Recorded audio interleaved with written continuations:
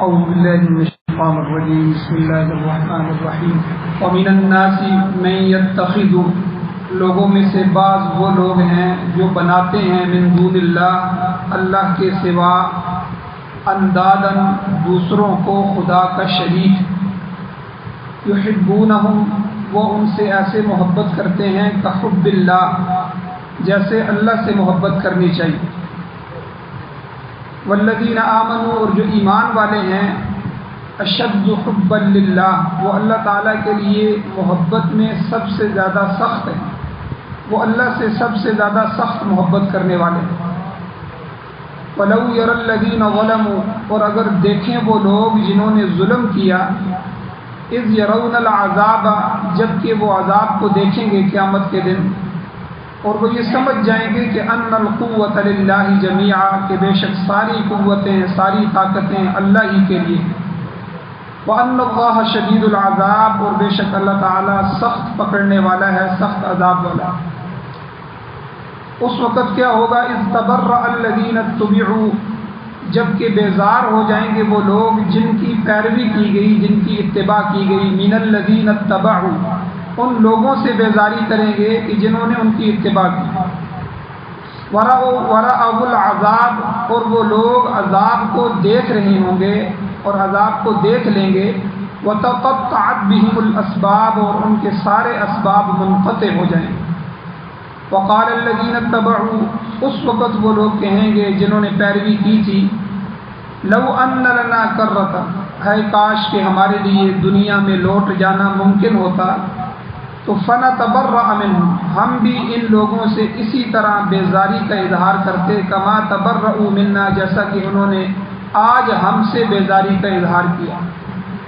کذالک یریہم اللہ اعمالہم اسی طرح ہوگا کہ اللہ دکھلائے گا ان کو ان کے عمل حسرات علیہم ان کو حسرت دلانے کے لیے افسوس دلانے کے لیے وما هم بخارجین من النار اور وہ آگ سے نکلنے والے نہیں ہوں گے سورہ بقرہ کی یہ 3 آیات 165 166 167 یہ کل بھی تلاوت ہوئی تھی درس کا آدھا حصہ کل بیان ہو چکا تھا اور کل کے درس میں بہت سے نبیوں کی قوموں کی مثالیں بھی دی کہ جو بعد میں جیسے نوح علیہ السلام اور اسی طرح ان کی قومیں بعد میں شرک کے اندر مبتلا ہو گئی اور اسی طرح ہمارے حضور علیہ الصلوۃ والسلام کی امت میں بھی آج شرک آ گیا تو پہلی امتیں بھی جو اپنے نبیوں سے دور ہوتی گئیں ان کے زمانے سے دور ہوتی گئیں تو بعد میں کسی نہ کسی وجہ سے شرک ان کے اندر آیا تصویر کی وجہ سے آیا بت کی وجہ سے آیا مجسموں کی وجہ سے آیا پہلے نبیوں کے امتوں میں تصویر بنانا جائز تھا تصویریں بنا لیتے تھے اور سلیمان علیہ السلام کے بارے میں آتا ہے کہ وہ تماثیل کہ بڑی بڑی تمثیلیں بناتے تھے مجسمے بناتے تھے جن ان کے حکم سے ان کی شریعت میں جائز تھا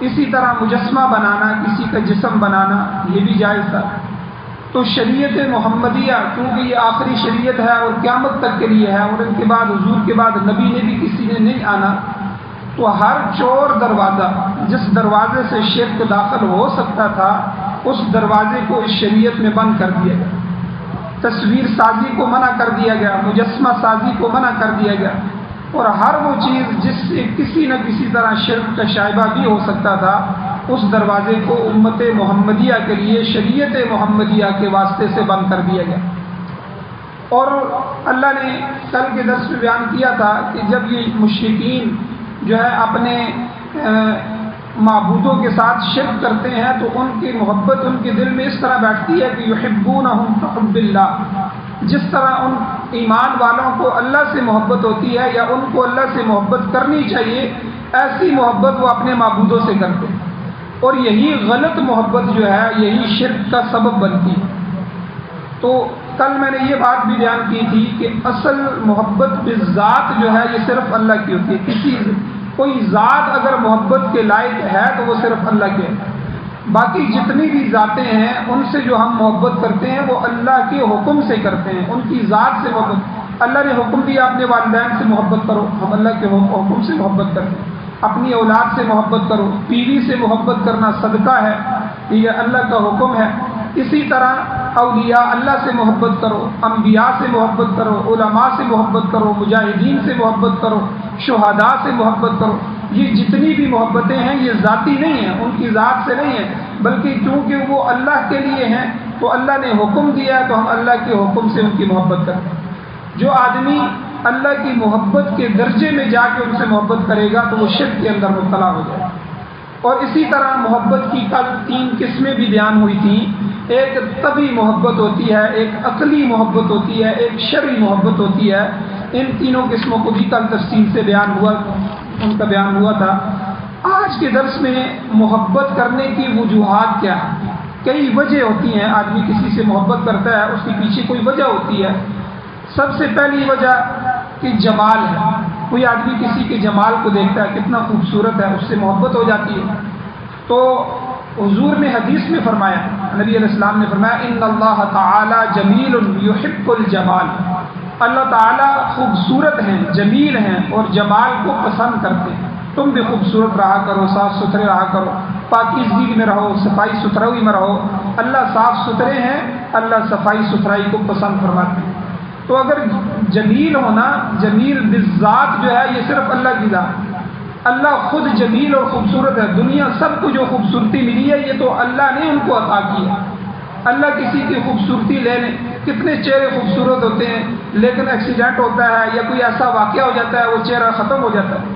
اور کتنے خوبصورت چہرے ہیں، بڑھاپا آتا ہے، آتے آتے اس میں جھریاں پڑ جاتی ہیں، وہ چہرے کتنے بدنما ہو جاتے ہیں. تو یہ ہماری خوبصورتی یا کسی عورت کی خوبصورتی یا دنیا کی جو جہان کی جو خوبصورتیاں ہیں.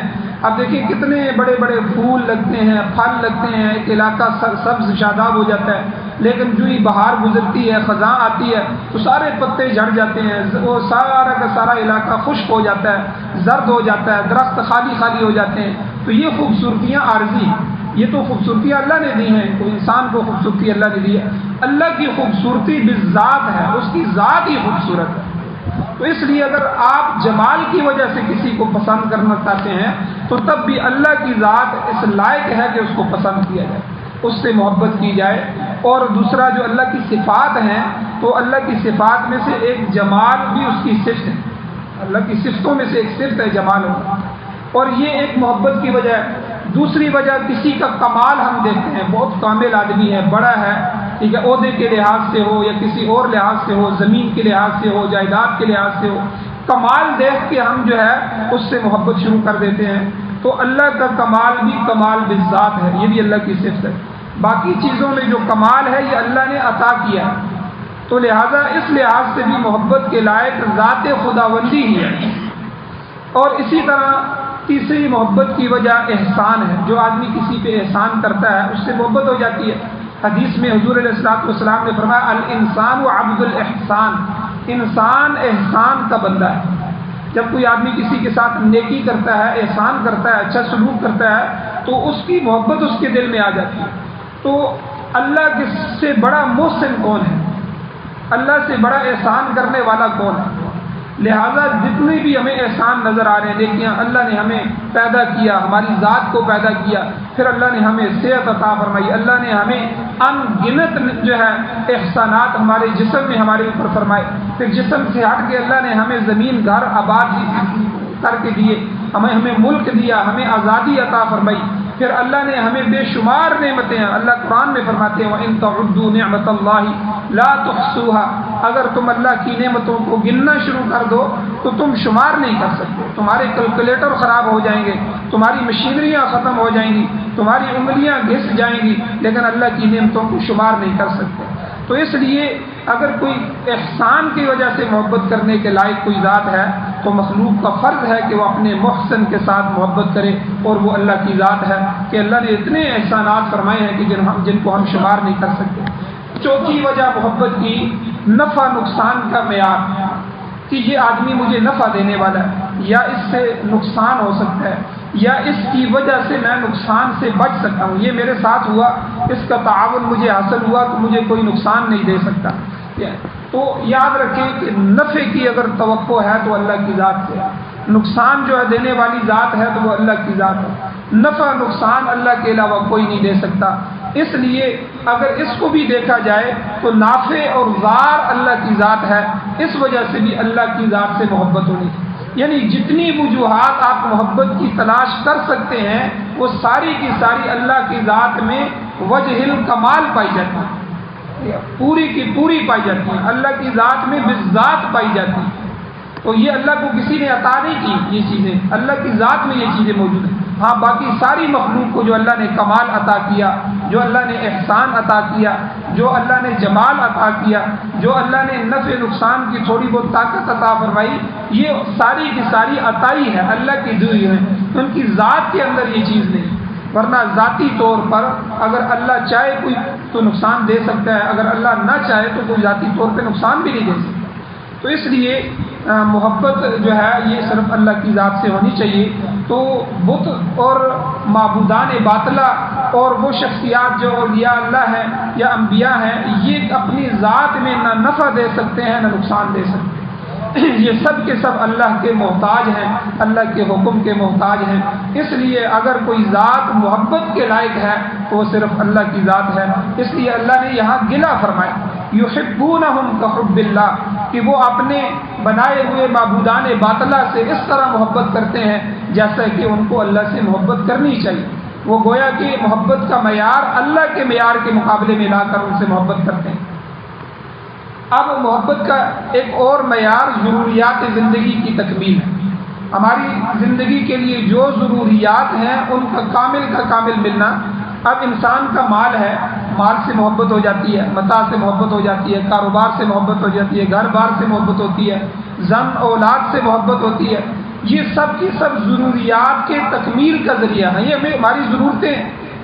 دکان ہماری ضرورت ہے، زمین ہماری ضرورت ہے، گھر ہمارا ضرورت ہے، یہ بیوی ہماری ضرورت ہے، اولاد ہماری ضرورت ہے، اور اسی طرح جو ہے یہ ساری کی ساری چیزیں ہماری ضرورت ہیں، یہ ہماری ضروریات کے تکمیل کا سبب ہیں، ذریعہ ہیں، اور اللہ نے ہمیں یہ عطا فرمائی۔ لہٰذا ان سے جو محبت کی جاتی ہے، ظاہر ہے یہ محبت بالذات نہیں ہے۔ تو یہ تو اللہ نے محض ذرائع پیدا فرمائے ہیں، امیر ہو یا حاکم ہو، رفیق ہو یا دوست ہو، برادری ہو یا کوئی ادارہ ہو، یہ تو محض سبب ہیں، ورنہ ضروریات کا حقیقی باہم پہنچانے والا وہ اللہ وحدہ لا شریک ہے۔ اگر چاہے تو کسی کو دکان دے، چاہے تو نہ دے، چاہے دکان دے کے نفع دے، چاہے دکان دے کے نقصان کر دے، چاہے اولاد نہ دے، چاہے اولاد دے کے اس کے گلے میں ڈال دے، تو یہ کون کرنے والا ہے؟ یہ سب اللہ کی ذات کرنے والی ہے۔ اسباب اس نے ہمیں دیے ہیں، کئی دفعہ اسباب الٹے بھی ہو جاتے ہیں۔ لوگ کہتے ہیں کہ بڑی کمائی کرتے ہیں لیکن پیسوں کا پتہ نہیں چلتا، اولاد موجود ہے آج انہیں سے تنگ ہے، گھر ہم پہ تنگ ہو چکا ہے، برادری ہم سے روٹ گئی، جس برادری کو ہم مانگ رہے تھے وہی روٹ کے علیحدہ ہوئی ہے۔ تو یعنی اسباب بھی اللہ چاہے تو الٹے ہو جاتے ہیں، سبب خود اللہ کا محتاج ہے۔ اس لیے سب اسباب سے جو محبت ہوتی ہے یہ بھی ذاتی طور پہ نہیں ہوتی، یہ اللہ کی طرف سے طبعی طور پہ ہمارے دل میں ڈال دی جاتی ہے، یہ بھی اللہ کے مقابلے میں نہیں ہونی چاہیے۔ اگر مال اور اللہ کے مقابلے میں محبت جو ہے، اس میں جو کسوٹی کیا ہے کہ مخلوق کہتے ہیں کہ ہمیں اللہ سے بڑی محبت ہے، ایک آدمی دعویٰ کرتا ہے تو کہ مجھے اللہ سے بڑی محبت ہے، تو اب کوئی کسوٹی ہونی چاہیے، ترازو ہونا چاہیے کہ جس میں تولا جائے کہ یہ آدمی اس میں سچا ہے کہ نہیں۔ اب آدمی ایمان والا ہے، اللہ نے کہا الذین آمنوا، وہ لوگ جو ایمان لائے، اشد حبا للہ، اللہ سے سب سے زیادہ محبت کرنے والے۔ اب یہ ہونی بھی چاہیے اللہ سے محبت۔ اب اتنی وجہ میں نے بیان کر دی، اب اس محبت کو تولا کس طرح جائے؟ محبت کا جو دعوے دار ہے اس کی جانچ کے لیے کسوٹی کیا ہوگی، ترازو کیا ہوگا؟ مفسرین فرماتے ہیں کہ کسی کی محبت کی کسوٹی اطاعت ہے، اطاعت کو دیکھا جائے گا۔ جب اطاعت کا وقت آئے گا تو پھر پتہ چلے گا کہ محبت کا دعوے دار اپنے محبوب حقیقی کی اطاعت کرتا ہے یا کسی اور کی اطاعت کرتا ہے۔ مثال کے طور پر ایک طرف اللہ کا حکم ہے، دوسری طرف والدین کا حکم آ گیا۔ اب والدین سے بھی ہم محبت کرتے ہیں، کیا ہم والدین کی محبت کو اللہ کی محبت کے مقابلے میں کریں گے؟ اب یہاں پتہ چلے گا کہ ہم اطاعت کس کی کرتے ہیں۔ ایک طرف اللہ کا حکم آ گیا، دوسری طرف اولاد آ گئی، ایک طرف اللہ کا حکم آ گیا، دوسری طرف پیر کا حکم آ گیا، ایک طرف اللہ کا حکم آ گیا، دوسری طرف استاد کا حکم آ گیا۔ اب پتہ چلے گا کہ بندہ ان دونوں میں سے کس کو ترجیح دیتا ہے۔ اس مقام پر شرعی محبت کا تقاضا یہ ہے کہ وہ اپنے اللہ کی اطاعت کر کے اس کے ساتھ شدید ترین محبت کے دعوے کو سچ کر کے دکھاوے، اور اگر اس نے اللہ کے حکم کو چھوڑ کر کسی دوسرے کے حکم کو ترجیح دی، برادری کے رسم و رواج کو مان لیا، برادری کے حکم کو مان لیا، تو ظاہر ہے کہ اس کا محبوب حقیقی کے ساتھ جو محبت کا دعویٰ ہے اللہ کے ساتھ یہ باطل ہے، وہ سچا نہیں ہے۔ تو اس کی شدید ترین محبت اسی کے ساتھ ثابت ہو جائے گی، مخلوق کے ساتھ ثابت ہو جائے گی۔ تو یہاں جو ہے بعض لوگ انبیاء کے ساتھ، اولیاء، ملائکہ یا ارواح کے ساتھ محبت کا دم بھرتے ہیں، تو یاد رکھیں یہ اللہ کے ساتھ محبت کے برابرے میں ان کی محبت نہیں ہونی چاہیے۔ لا طاعت لمخلوق فی معصیت الخالق، حضور علیہ السلام نے فرمایا کہ مخلوق کی اطاعت خالق کی اطاعت کے مقابلے میں نہیں ہونی چاہیے۔ یہ گناہ ہے اور یہ شرک ہے کہ مخلوق کی محبت اس کے دل میں آ جائے، مخلوق کی اطاعت کرے، اللہ کی اطاعت کو چھوڑے۔ تو اس لیے محبت کیسے کہتے ہیں؟ محبت یہ ایک تعلق کا نام ہے، میلان کا نام ہے، خواہش کا نام ہے۔ دل میں خواہش پیدا ہوتی ہے، تعلق پیدا ہوتا ہے، تو اس میں اللہ کی ذات کی طرف اس میلان کو ہونا چاہیے، اللہ کی ذات کی طرف تعلق کو ہونا چاہیے، خواہشات اللہ کی ذات کے لیے ہونی چاہیے، اور عبادت اور اطاعت اور اس کی رضا کے لیے یہ کام ہونے چاہیے کہ ہم اللہ کی عبادت کے لیے یہ کر رہے ہیں، اس کی اطاعت میں، اس کے حکم کی اطاعت میں کر رہے ہیں، اس کی رضا کو حاصل کرنے کے لیے کر رہے ہیں۔ شاہ عبدالعزیز محدث دہلوی رحمۃ اللہ علیہ فرماتے ہیں کہ محبت کی علامت کیا ہوگی، نشانی کیا ہوگی کہ اللہ سے ہمیں محبت ہے، کہ جو آدمی اس کے ساتھ محبت کا دعویٰ کرے گا وہ اس کے محبوبوں کے ساتھ بھی سچی محبت رکھے، اور جو اس کے دشمن ہوں گے اس سے نفرت کرے گا۔ یہ دو محبت کی علامتیں ہیں کہ آدمی کو جب محبت ہوتی ہے تو اس کے جو محبوب ہوتے ہیں، جو اس کے دوست ہوتے ہیں، اس سے محبت ہو جاتی ہے، جو اس کے دشمن ہوتے ہیں ان سے نفرت ہو جاتی ہے۔ حضور علیہ السلام نے بھی یہی فرمایا حدیث کے اندر کہ بلکہ قرآن میں اللہ نے حکم دیا کہ آپ ان سے فرمائیں کہ اگر یہ مجھ سے محبت کرنا چاہتے ہیں تو فاتبعونی، اگر تم کہتے ہو کہ ہمیں اللہ سے محبت ہے تو میری اتباع کرو۔ جب تم میری اتباع کرو گے، میرے حکم کو مانو گے، مجھ حضور کو مانو گے، میری اطاعت کرو گے، اللہ تم سے یحببکم اللہ، اللہ تمہیں محبوب بنا لے گا۔ تو اللہ کے محبوبوں سے محبت اور اللہ کے مغضوبوں سے، دشمنوں سے نفرت، یہ محبت کی علامت ہے۔ اور دوسری علامت کیا ہے کہ جو محبت کرنے والا ہے اس کو اللہ کی اطاعت اور عبادت کرنے میں روح کے اندر نشاط پیدا ہو، دل کے اندر ایک ایسی محبت اور خوشی کی لہریں پیدا ہوں کہ میں اللہ کی عبادت کر رہا ہوں، اور معصیت گناہ سے وہ گریز کرے، گناہ سے بچے، ٹھیک ہے۔ اسی طرح وہ اللہ کی رضا کی خاطر جان مال کی بازی لگانے میں بھی گریز نہ کرے، یہ محبت کی علامتیں ہیں۔ اور یہاں اللہ نے اب دنیا میں دیکھیں کتنے مذاہب ہیں، وہ آسمانی مذہب ہیں، ان کے پاس نبی آئے تھے، ان کے پاس کتابیں تھیں، لیکن نبیوں سے جب دور ہوئے تو پھر بعد میں وہ شرک کے اندر مبتلا ہو گئے۔ عیسائی مذہب کو دیکھیں، اللہ تعالیٰ کی محبت کے مقابلے میں انہوں نے خدا کے بیٹے کو بنا لیا، کنواری ماں، ٹھیک ہے، اور روح القدس جو ہے، اب وہ کہتے ہیں عیسیٰ علیہ السلام خدا کے بیٹے ہیں اور مریم کنواری ماں ہیں، اور جو ہے روح القدس جو ہے حضرت جبرائیل ہیں، بلکہ ان دونوں کو جو ہے قالوا ان اللہ ثالث ثلاثہ، یعنی قرآن میں اللہ کہتے ہیں، وہ کہتے ہیں تین میں سے تیسرا جو ہے وہ خدا ہے ہمارا، یعنی تینوں کی تینوں خدا ہیں۔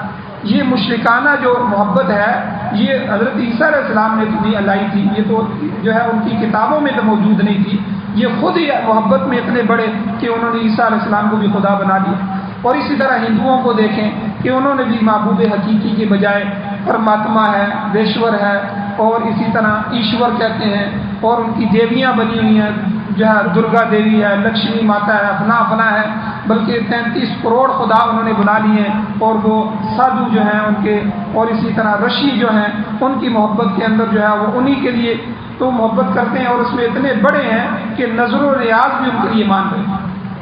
لیکن جو جب آدمی کسی کی محبت میں غلبہ حاصل کرے گا اللہ کی محبت کے مقابلے میں، پھر وہ اس کے لیے نظر و نیاز عبادات بھی اسی کے لیے کرے گا، سجدہ اس کے لیے کرے گا، رکوع اس کے لیے کرے گا، نظر و نیاز اس کے لیے کرے گا، تو یہ محبت جو ہے انسان کو گمراہ کر دیتی ہے، شرک کے اندر لے جاتی ہے۔ تو آج کلمہ گو مسلمان جو کلمہ پڑھنے والے ہیں وہ بھی غیر اللہ کی محبت کا دم پر ہیں، یا علی مدد، یا غوث اعظم، ٹھیک ہے، یہ نعرے لگائے جا رہے ہیں۔ کوئی پیر کو پکار رہا ہے کہ فلاں پیر میری مدد کرے گا، اور کوئی خواجہ اجمیر شریف والے جو ہیں، یہ ساری کی ساری اللہ کی نیک ہستیاں ہیں، نیک بندے تھے، نیک بزرگ تھے. حضرت فرید الدین گنج بخش رحمۃ اللہ علیہ، ان کی کتابیں پڑھ لیں، ان کے مواعظ پڑھ لیں. کسی کتاب میں، کسی نصیحت میں، مواعظ میں انہوں نے کوئی ایسی بات نہیں لکھی کہ میں تمہارے لیے خدا کا درجہ رکھتا ہوں، مجھ سے مانگو، ایسی کوئی. اور اسی طرح پیران پیر شیخ عبد القادر جیلانی رحمۃ اللہ علیہ سخت توحیدی قسم کے انسان تھے، اور انہوں نے شرک کی تو جڑیں کاٹ دی. آج انہی کے نام سے شرک کو جاری کیا جا رہا ہے. تو یعنی اللہ تو قرآن میں کہتے ہیں فَادْعُوا اللَّهَ مُخْلِصِينَ لَهُ الدِّينَ، تم اللہ کو پکارو خالص اسی کے لیے دین کو بناتے ہوئے، خالص اسی کے لیے بندگی کو کرتے ہوئے، خالص اسی کے ساتھ عبادت کے لائق سمجھتے ہوئے. حاضر ناظر وہ ہے، مالک وہ ہے، مختار کل وہ ہے، مدد کرنے والا وہ ہے. ٹھیک ہے، تو غیر اللہ کوئی جو ہے وہ مدد نہیں کر سکتے. حضور علیہ الصلوۃ والسلام نے خود فرمایا کہ اگر تمہیں ایک تسمے کی بھی ضرورت پڑے تو اپنے اللہ سے مانگو، اللہ کے سامنے اپنی خواہش کا اظہار کرو، اللہ کی ذات ہی تمہاری مدد کرنے والی ہے. ٹھیک ہے، اس کے علاوہ کوئی. ہاں، بزرگ اور اولیاء اللہ یہ جو ہستیاں ہیں، اگر ہم ان کے پاس جاتے ہیں، ان سے ہم اپنی جو ہے کارگزاری رکھتے ہیں، اپنا دکھ درد رکھتے ہیں، یہ اپنے ہاتھ اٹھا لیتے ہیں، یہ اللہ کے سامنے دعا مانگتے ہیں، اور اللہ ان کی دعاؤں کو رد نہیں کرتے. اتنی بات تو ہے کہ علماء سے، اولیاء سے دعائیں منگوانی چاہیے، اور نیک لوگوں سے دعائیں منگوانی چاہیے کہ آپ حضرت ہمارے لیے دعا فرمائیں، اللہ ہماری اس مشکل کو حل فرمائے. مشکلات اللہ نے حل کرنا، یہ کوئی بھی مشکل کو حل نہیں کر سکتا. اس لیے اللہ نے یہاں فرمایا کہ یحبونہم کحب اللہ، مشرک اپنے معبودان باطلہ سے اتنی محبت کرتا ہے جس طرح اللہ سے کرنی چاہیے. اور ایمان والے کے بارے میں فرمایا والذین آمنوا اشد حبا للہ، کہ ایمان والے جو ہیں وہ اللہ کی محبت میں سب سے زیادہ گرفتار ہیں. اچھا، یہاں آخری بات جو اللہ نے فرمائی کہ قیامت کا دن ہوگا اور یہاں عبادت کرنے والے بھی ہوں گے، معبود بھی ہوں گے. یاد رکھیں جن کے بارے میں شرک کیا گیا وہ 3-4 طرح کے لوگ ہیں. ایک تو فرشتوں کو معبود بنایا گیا، حالانکہ فرشتے معصوم ہیں، نہ انہوں نے کسی کے آگ کو کہا کہ ہم تمہاری حاجتیں پوری کرنے والے ہیں. اور اسی طرح انبیاء کو بھی، جیسے عیسیٰ علیہ السلام کو خدا بنا دیا گیا، ان کو اللہ کا بیٹا بنا دیا گیا. اور اسی طرح حضور کے ساتھ شرک کیا جائے، حضرت علی کے ذریعے. یہ لوگ تو توحید والے لوگ تھے، انہوں نے تو کسی کو نہیں کہا. اور اسی طرح جو مقدس شخصیات گزری ہیں، اجمیر شریف والے خواجہ صاحب، اور اسی طرح جتنی بھی بزرگ ہستیاں گزری ہیں، ان میں سے کسی نے بھی نہیں کہا. ایک تو یہ لوگ ہیں جو نیک لوگ ہیں، جن کو لوگوں نے بعد میں معبود بنا دیا، ان کی عبادت کرنے لگے. دوسرے بت تھے جو مٹی کے بنائے، لوہے کے بنائے، شیشے کے بنا لیے، کھانے کی چیزوں کے بنا لیے، کسی چیز کا بھی بت بنا لیا، اس کے سامنے سجدہ کرنے لگے. یہ دوسری طرح کے لوگ ہیں. اور اسی طرح بعض جو اپنے بڑوں کو جو ہے جنہوں نے خدا بنا لیا. تینوں طرح کے لوگ وہاں موجود ہوں گے، تینوں طرح کے لوگ سامنے آئیں گے. جو بت ہوں گے ان کے سامنے اللہ ان کو جہنم میں ڈال دے گا. وہ پتھروں کے ہوں گے، جن کے بھی ہوں گے، وہ معبود ہیں. اور اسی طرح جو انبیاء جو ہے اور اولیاء اور نیک لوگ ہوں گے، جن کو لوگوں نے خدا بنایا ہوگا، ان سے حاجتیں مانگے ہوں گے، اللہ ان کو سامنے لائیں گے. سب سے پہلے عیسیٰ علیہ السلام کو لایا جائے گا. اللہ قرآن میں کہتے ہیں اذ قال اللہ یا عیسیٰ، جب اللہ کہیں گے عیسیٰ علیہ السلام سے یا عیسیٰ ابن مریم، اے عیسیٰ ابن مریم، اانت قلت للناس، کیا آپ نے لوگوں کو کہا تھا اتخذونی و امی، کہ مجھے بناؤ اور میری ماں کو بناؤ، الہین، دونوں کو خدا بنا لو، من دون اللہ، اللہ کو چھوڑ کے. قال عیسیٰ علیہ السلام کہیں گے سبحانک، اللہ تیری ذات پاک ہے، اللہ تو پاک ہے ان چیزوں سے. اور ما یکون لی، مجھے یہ حق ہی نہیں ہے ان اقول، میں کہوں ما لیس لی بحق، جس چیز کا مجھے حق ہی نہیں ہے میں وہ بات کہوں. میں کہاں خدا ہو سکتا ہوں، میں تو آپ کا عاجز بندہ ہوں. مجھے آپ نے نبی بنایا تھا، میں تو نبوت کا کردار ادا کر کے آیا ہوں. میں تو کمزور ہوں، آپ کی مخلوق میں سے جو ہے آپ کا عاجز بندہ ہوں. مجھے یہ حق ہی نہیں ہے کہ میں خدائی کا دعویٰ کروں. ان کنت قلتہ فقد علمت، اے اللہ اگر میں یہ بات کہتا تو آپ تو جانتے ہیں، آپ کو تو پتہ ہے میں نے یہ بات نہیں کہی. یعنی وہ اپنی صفائی کہیں گے، وہ اپنی صفائی بھی. عیسیٰ علیہ السلام کو بھی کھڑا کیا جائے گا. اور اسی طرح شیخ عبد القادر جیلانی رحمۃ اللہ علیہ کو کھڑا کیے، وہ بھی بیزاری کا اظہار کریں گے، اے اللہ میرے مواعظ دیکھ لیں، میری جو کتابیں لکھی ہوئی دیکھ، میں نے کہاں ان کو کہا تھا میں آپ کی حاجتیں پوری کرنے والا ہوں. اور اسی طرح حضرت علی رضی اللہ عنہ کو حضور نے خود اپنی زندگی میں فرمایا اے علی تیری وجہ سے دو لوگ گمراہ ہوں گے، دو قسم کے لوگ. حضرت علی فرمایا یا رسول اللہ کون سے لوگ؟ فرمایا ایک تیری محبت میں غلو کرنے والے، وہ اتنے بڑھ جائیں گے کہ وہ تجھے خدا بنا. آج دیکھیں کہ شیعہ جو ہیں، روافض جو ہیں، وہ حضرت علی رضی اللہ عنہ اور اہل بیت کی محبت کو لے کے، ہم بھی اہل بیت سے محبت کرتے ہیں، لیکن ہم ان کو صحابہ سمجھتے ہیں، ہم ان کو خاندان نبوت سے سمجھتے ہیں، ہم ان کی عزت کرتے ہیں، تکریم کرتے ہیں، ان کے احکامات پہ عمل کرتے ہیں، جو انہوں نے کہا سچ کہا ہے، ہماری رہنمائی اور رہبری کے لیے کہا ہے، ہم اس کو سچ مانتے ہیں۔ اس سے زیادہ ہم کیا کریں گے؟ ہمیں اس سے زیادہ کا حکم ہی نہیں ہے۔ تو ہم جو ہے ولی کو نبی کے درجے میں نہیں لا سکتے، نبی کو خدا کے درجے میں نہیں لا سکتے ہمارے لیے۔ اب یہ سارے کے سارے لوگ جو ہے وہاں اللہ کے سامنے پیش کیے جائیں۔ اب ان سے اللہ پوچھیں گے کیا تم نے کہا تھا؟ وہ سارے کے سارے بیزاری کا اظہار کریں گے، اے اللہ ہم نے نہیں کہا تھا، ہم ان سے بیزار ہیں، یہ ہمارے لوگ نہیں ہیں۔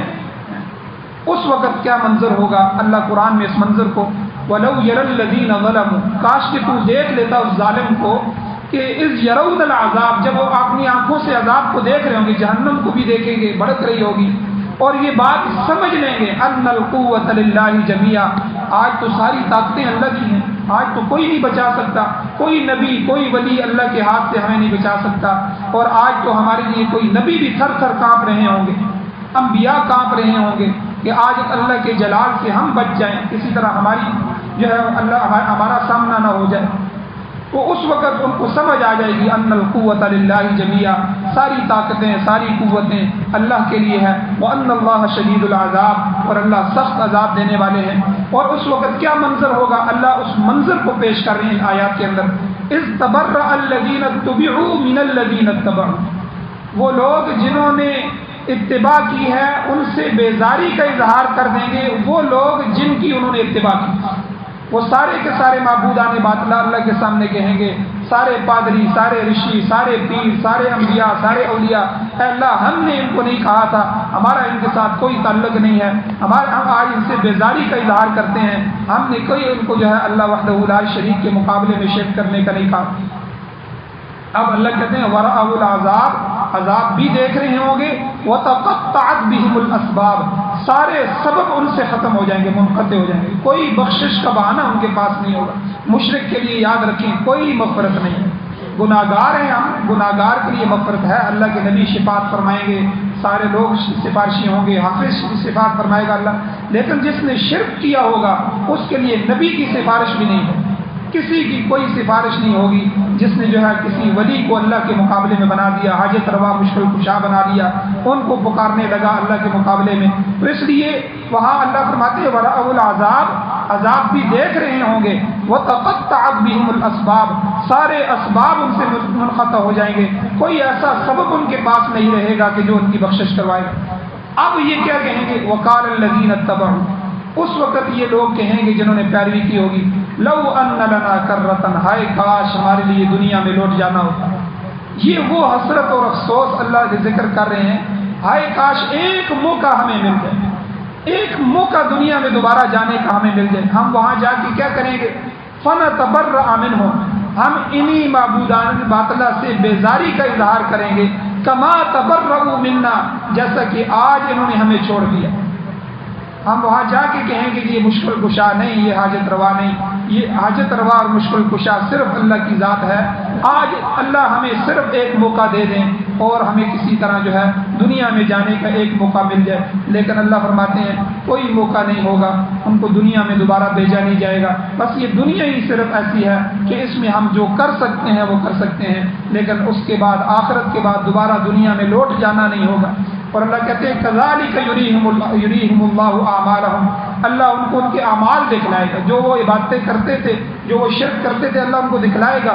کیوں دکھلائے گا؟ حسرات علیہم، تاکہ ان کو حسرت اور افسوس ہو، اور ان کو اللہ آگ میں ڈالے گا، وما ہم بخارجین من النار، اس آگ سے کبھی نہیں نکل سکیں گے، ہمیشہ ہمیشہ جہنم کی آگ کے مستحق ہو جائیں گے، اور جو ہے جو شرک کیا ہوگا اس کی سزا بھگتیں گے۔ اللہ جل شانہ سے دعا ہے اللہ ہمیں شرک سے محفوظ فرمائے، اللہ ہمیں توحید خالص کی نعمت عطا فرمائے۔ آمین۔ الحمدللہ رب العالمین والعاقبۃ للمتقین والصلاة والسلام علی رسولہ النبی الأمی الکریم۔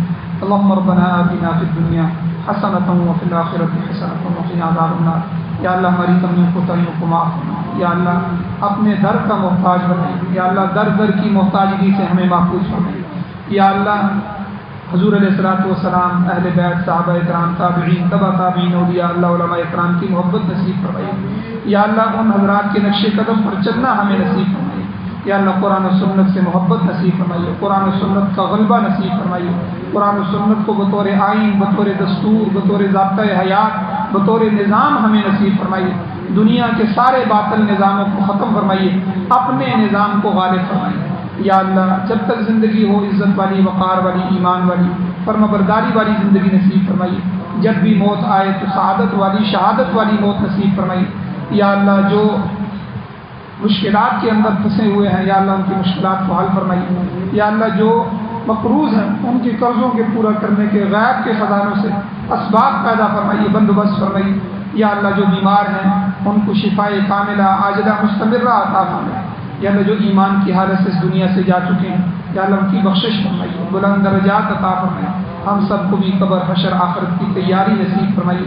صلی اللہ تعالی علی خیر خلقہ محمد وآلہ وصحبہ اجمعین برحمتک یا